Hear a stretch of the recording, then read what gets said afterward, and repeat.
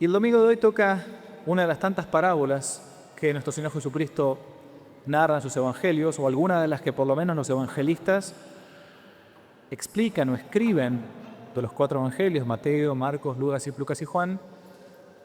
Seguramente nuestro Señor habrá contado más parábolas, era el modo habitual que él tenía de predicar, eran como comparaciones. Y la que toca hoy fue, o es, la parábola del buen samaritano, una de las llamadas parábolas de la misericordia. Todas estas parábolas se encuentran normalmente en el Evangelio de San Lucas. La del buen samaritano, la de la oveja perdida, ¿cuál más? La del hijo pródigo. Todas estas comparaciones. Dice el texto, se levantó un levita, dice la parábola, que es como si dijésemos hoy, se levantó un cura, un sacerdote, y para ponerlo a prueba a Jesús, le dice, ¿qué he de hacer para tener la vida eterna? Y Jesús responde, pues ¿qué está escrito? ¿Qué dice la ley? Y responde este sacerdote, amarás al Señor tu Dios con todo tu corazón, con toda tu alma, con todas tus fuerzas, con toda tu mente, y a tu prójimo como a ti mismo. Dice el texto, bueno, ok, perfecto, ya respondiste, ya sabes lo que hay que hacer. Haz eso y vivirás. Significa, lograrás el cielo. Para no quedar como un estúpido,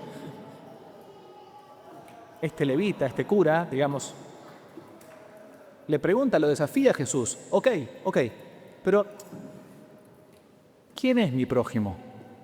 Tan tonto no puedo quedar. Y si nos pregunta pública. Y típicamente, como nuestro Señor hacía, no responde, tu prójimo es aquel que tienes al lado, es todo el mundo, ¿no? Responde con una parábola, la del buen samaritano. Esta que cuando uno la lee, es imposible, como la parábola del hijo pródigo, no sentirse a veces identificado. Como sabemos en los tiempos del Evangelio, el judaísmo, probablemente el de este levita, este sacerdote, se había convertido en una especie de preceptos imposible casi de cumplir, insoportables, incontables, plasmados después con el tiempo en el Talmud o la Mishnah, hacían que la vida de un judío de la época de Cristo, si esa vida estaba comandada por un fariseo, era casi incontrolable. La cantidad de pasos que uno tenía que hacer un día sábado, por ejemplo, todavía hoy en algunos lugares, en algunos barrios judíos, en algunos guetos, observan los judíos llamados ultraortodoxos la cantidad de pasos que uno puede hacer un día sábado. Yo tengo un cura amigo mío que es párroco en Brooklyn, en Nueva York, y es el párroco del barrio judío. Y claro, los sábados nadie puede como moverse demasiado. Entonces, ¿qué hacen? Contratan hispanos para que vayan el sábado a hacer las compras. Ellos no mueven un dedo, pero contratan a alguien que puede moverlo, un cristiano, aunque después quizás lo desprecian, ¿no? Por eso Jesús le va a decir en el Evangelio de San Mateo, ustedes enseñan tradiciones de hombres. Ustedes no están enseñando lo que dice la Escritura. Están enseñando cosas de ustedes. Esto no es de mi Padre. La Sagrada Escritura decía lo contrario, había que amar a todos, es como dijo el levita, ama a tu prójimo como a ti mismo. Pero en tiempos de Cristo, lamentablemente por esta tergiversación de la Escritura, solamente un judío amaba a un judío. Por eso pregunta, ¿y quién es mi prójimo? Porque algunos fariseos dicen que mi prójimo es solamente el que es como yo. Los que no son judíos, entonces no pueden ser amados. Y acá entonces viene la parábola de Jesús. Hay 4 integrantes, 4 protagonistas. Este pobre diablo, este que lo apalean, le roban todo, lo dejan desnudo, el primero. El segundo es un samaritano. ¿Qué es samaritano? ¿Qué es un samaritano? ¿Qué me importa a mí? Un samaritano era un ser despreciable para un judío. Samaria estaba al norte de Judea. Era gente que inicialmente había sido israelita o judía, pero después había cambiado su religión. se había como ido del judaísmo y practicaban una religión medio como mezcla. Por eso un judío no hablaba nunca con un samaritano. Ahora entiendo, Padre, por eso cuando Jesús va al pozo y está la samaritana, los apóstoles se asombran 2 veces, porque primero, porque habla con una mujer. Jesús era muy distante en eso, no es que no era misógino, pero era casto, y por otro los juras intentamos seguir a Jesucristo en la castidad. Pero en segundo lugar, porque era samaritana. Era como si uno dijera ahora, era como un periodista. Alguien así, alguien que no te va a decir siempre la verdad, ¿no? Alguien que hay que dejarlo como de lado. En tercer lugar está un sacerdote y en cuarto un levita. 2 personajes importantísimos para el tiempo de Jesús. Como si dijésemos un obispo y un cura. Los sacerdotes judíos eran encargados de perpetuar el culto. Por ejemplo, el papá de San Juan Bautista era sacerdote, ¿no? Mientras que los otros, los levitas, eran como si fueran catequistas del día de hoy. Gente de iglesia, digamos. Gente que va a misa el domingo. Y viene la parábola, y viene entonces el texto. A este pobre hombre lo apalean, le roban, lo dejan medio muerto, y pasa un obispo, estoy traduciendo al término de hoy, y cuando llega lo mira con desprecio. ¿Esto qué es?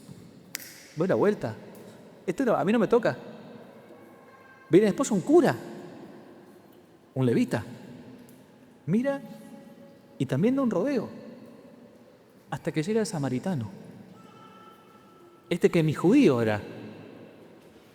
Y entonces, como dice el Evangelio, lo carga, venda sus heridas, las cura con aceite, lo coloca en su cabalgadura y lo lleva hasta un hotel, hasta una posada, hasta un mesón, dice el Evangelio. Y paga esa noche y por adelantado. Y dice, y lo que te deba después, te lo pagaré a mi vuelta. Yo me hago cargo de este. ¿Quién crees entonces, dice Jesús, que se comportó como prójimo?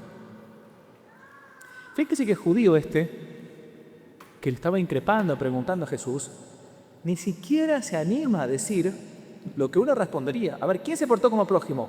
¿El levita, el sacerdote o el samaritano? ¿Quién sería? El samaritano. Que le pregunta a Jesús ni siquiera se anima a pronunciar la palabra samaritano. Era algo como despreciable. Y por eso dice no. Su prójimo fue aquel que tuvo misericordia de él. Haz entonces lo mismo y vivirás, dice el Señor. Esto es la caridad nueva que viene con Cristo. Yo amo al prójimo no por lo que el prójimo tenga de bueno. Amo al prójimo no porque lo quiera él, sino por lo que veo en él de Dios. Muchísimas veces a uno le cuesta ver a Dios en el prójimo, sobre todo en aquel prójimo que le hace mal. El que me persigue, el que habla mal de mí, el que me calumnia, el que me desprecia. Pero ahí se ve si uno es cristiano o uno es pagano.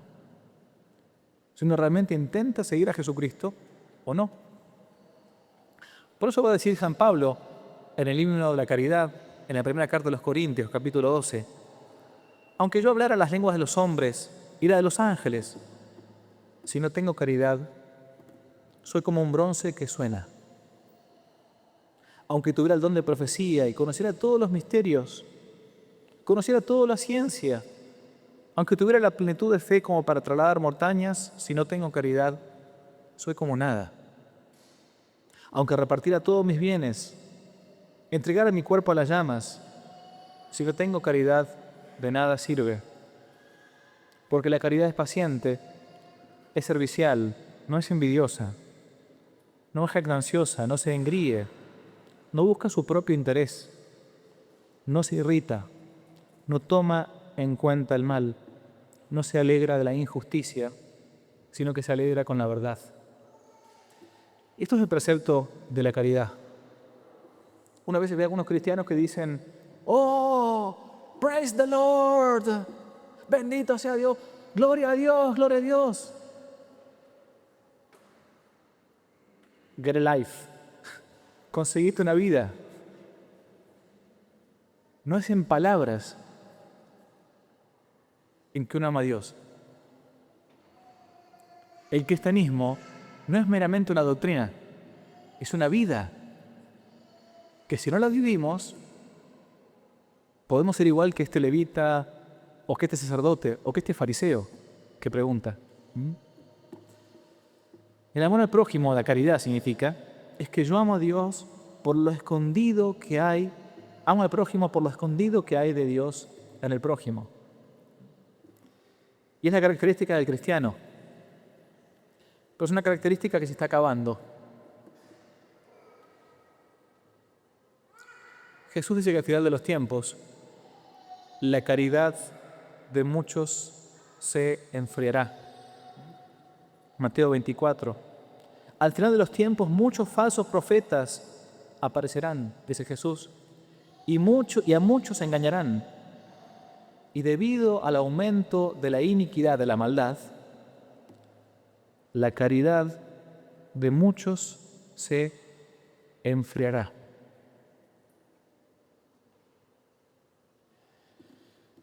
Bien, nosotros tenemos una gracia muy grande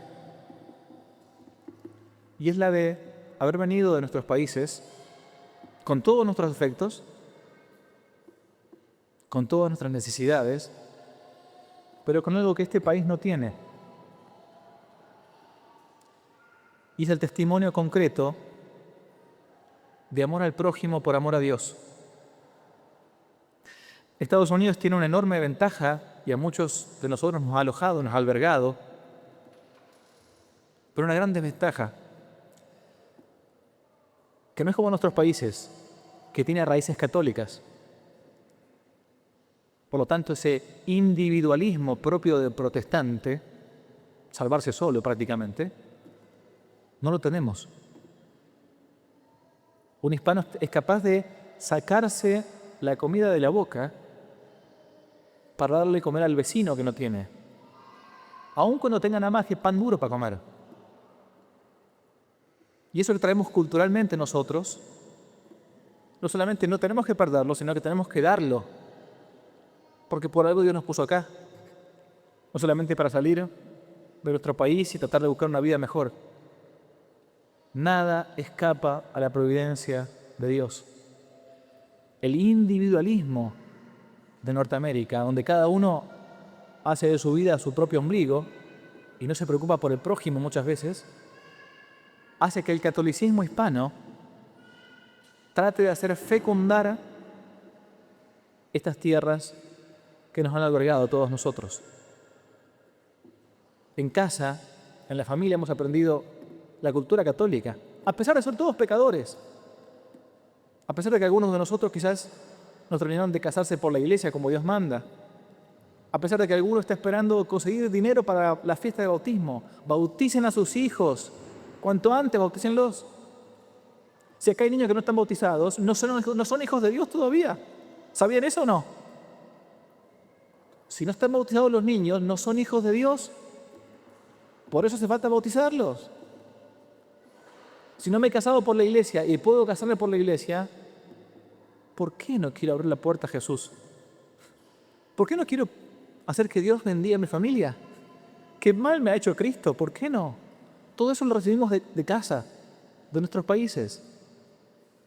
Y por eso conocemos, aunque sea, recordamos que hay que cumplir con el precepto de caridad. Por amor a Dios, amo al prójimo.